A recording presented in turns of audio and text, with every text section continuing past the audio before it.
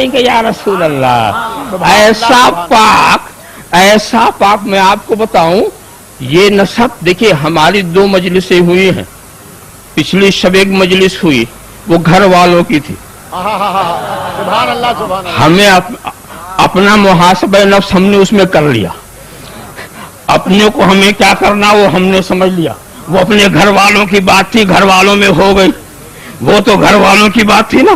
اب یہ ہے پیغام در والوں کے لیے، یہ پیغام جو دیا جا رہا ہے اسٹیج کے اوپر یہ در والوں کے لیے جا رہا ہے، تاکہ یہ نہ سمجھو کہ اگر ہم اپنے کو خاکسار کہیں تو تم بھی خاکسار کہنے لگو. ایسا نہ ہو کہ اگر تم ہمارے اندر کچھ ہو دیکھو تو اپنی عاقبت خراب کرنے کا انتظام شروع کر دو. ایسی کوئی بات نہیں. تو نسب دیکھو رسول کیا کہتے ہیں، کل نسب و سبب منقطع یوم القیامہ الا نسبی و سببی. سارے نسب اور سارے رشتے غلامی قیامت کے دن ختم ہو جائیں گے. قیامت کے دن میرا نسب باقی رہے گا اور میرا رشتہ غلامی باقی رہے گا.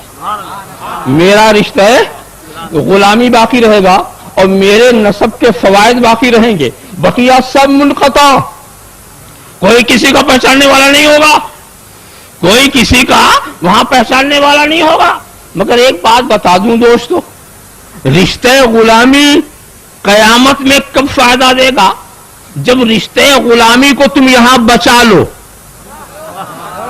رشتہ غلامی کو اگر بچا کے لے گئے تو وہاں کٹے گا نہیں. جو یہی نہیں بچا سکا تو لے کے کیا گیا؟ کیا رشتہ غلامی کو بچانا یہ تمہارا کام ہے، اور نسب کی حفاظت کرنا یہ فضل ربی ہے. نسب کو بچانا وہ فضل رب ہے، رشتہ غلامی کو بچانا یہ تمہاری اپنی ذمہ داری ہے. نسب جو ہے رشتہ غلامی تو تم نے قائم کیا تو قائم ہوا نا، رشتہ غلامی تم نے قائم کیا تو قائم ہوا، یہ تمہاری محنت کا ثمرہ ہے. نسب ہم نے خود نہیں بنایا اور خدا نے دے دیا. ہم نے خود نہیں بنایا. تو جو فضل سے ملے اس کا معاملہ اور ہے، جو محنت سے ملے اس کا معاملہ اور ہے. نہیں سنا بلکہ غور بھی کیا ہوگا کہ دیکھو مقام اونچا ملتا ہے علم سے بھی، عمل سے ملتا ہے کہ نہیں ملتا ہے، تقوی و طہارت سے.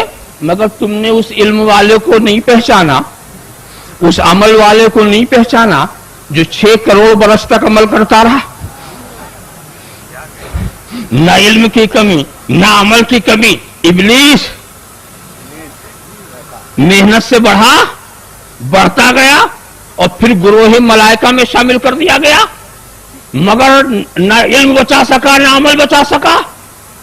واہ، ایک بات بتاؤ کہ فرشتے تو بچ گئے، ابلیس نہیں بچا. فرشتے بچ گئے، ابلیس نہیں بچا. مختصر عرض کر دوں، ابلیس جہاں پہنچا تھا وہ اپنی محنت سے پہنچا تھا، اور فرشتے جہاں پہنچے تھے وہ خدا کے فضل سے پہنچے تھے. محنت والا نہیں بچا، فضل والا بچ گیا. اللہم صلی علی سیدنا مولانا محمد کما تحب و ترضی ان تصلی علیہ.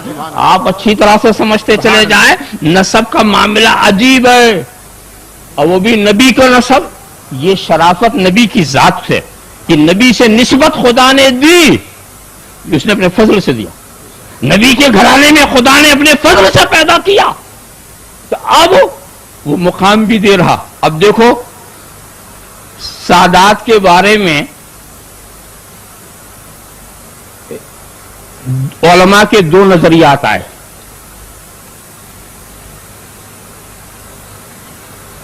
کہ رجس سے مراد کیا ہے.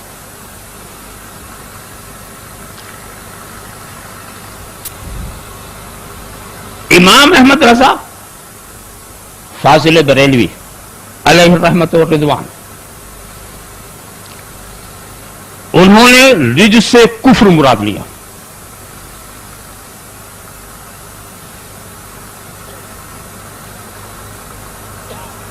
اور پھر جو ان کا مسلک تھا اس سلسلے میں، انہوں نے یہ کہا कि सादात से कुफ्र सरजद ही नहीं हो सकता। सुभान अल्लाह। सादात से कुफ्र सरजद ही नहीं हो सकता। मगर बदायूं शरीफ के इमाम अब्दुल कादिर बदायूनी, उनका कहना यह है कि नहीं, सादिर तो हो सकता है मगर कुफ्र पर मौत नहीं आएगी। उनको तौबा की तौफीक मिलेगी। अब आप बताइए दोनों बातें, जिनके नजदीक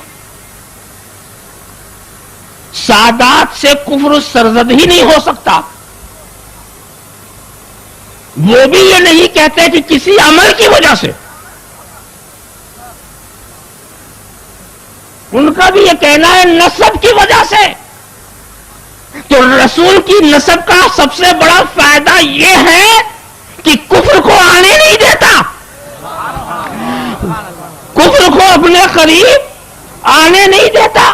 इससे बड़ा फायदा और क्या हो सकता है कि कुफ्र को अपने करीब, दूसरे नसब वाले ये दावा नहीं कर सकते कि वो कुफ्र को आने नहीं देता, वो कुफ्र को आने नहीं देता। बड़े बड़े नसब वाले ऐसा बहक गए और कुफ्र ने ऐसा घेर लिया उन्हें कि जान नहीं बचा सके। देखा आपने, मगर ये रसूल का नसब है जो कुफ्र को आने नहीं देता। ये किस तहकीक पर? इमाम अहमद रजा की तहकीक पर।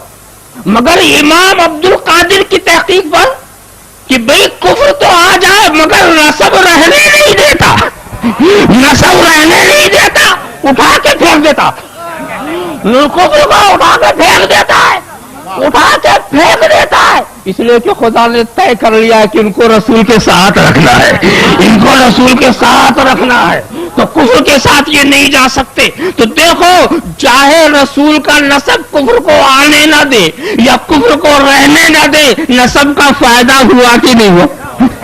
नसब का फायदा हुआ कि नहीं? कहते नसब से कुछ नहीं होता, नसब से कुछ नहीं होता। ये तो ऐसी ही बात है जैसे कि कहते हैं यहां से सवाब पहुंचाने से कुछ नहीं होता, यहां से सवाब पहुंचाने से, अरे भी तेरे मुर्दों को पहुंचाने से नहीं पहुंचता तो क्या हमारे भी नहीं पहुंचता? हर एक को अलग अलग प्रयास क्यों करते हो? तो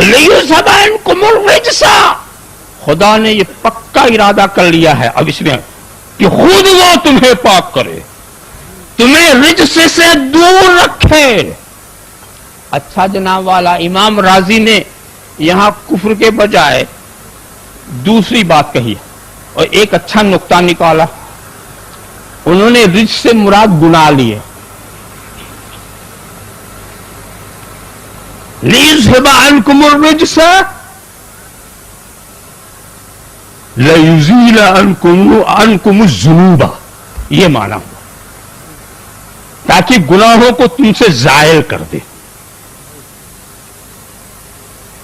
जायल कर दे, दूर कर दे। वहां भी वो गोशा कि दूर करने की एक शक्ल है ये गुनाह ही ना हो, और जायल करने की एक शक्ल ये भी है हो मगर खुदा रहने ही ना दे। एक बात बताओ, गुनाह किसका होगा? खुदा की नाफरमानी होगी तभी तो गुनाह होगा ना। तो जिसके गुनहगार है वही गुनहगार ना माने तो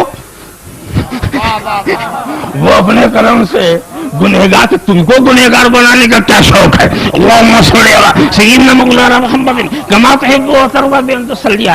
वो माफ कर दे, हमारा कोई गुनहगार हो हम माफ कर दें, तो इसमें किसी की क्या बिगड़ती है बात?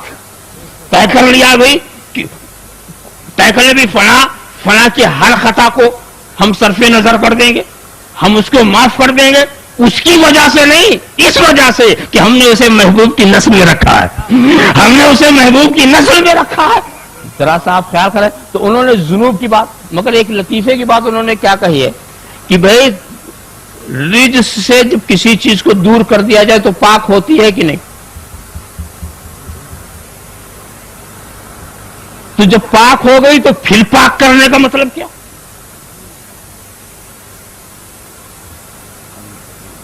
لِيُذْهَبَ عَنْكُمُ الرِّجْسَ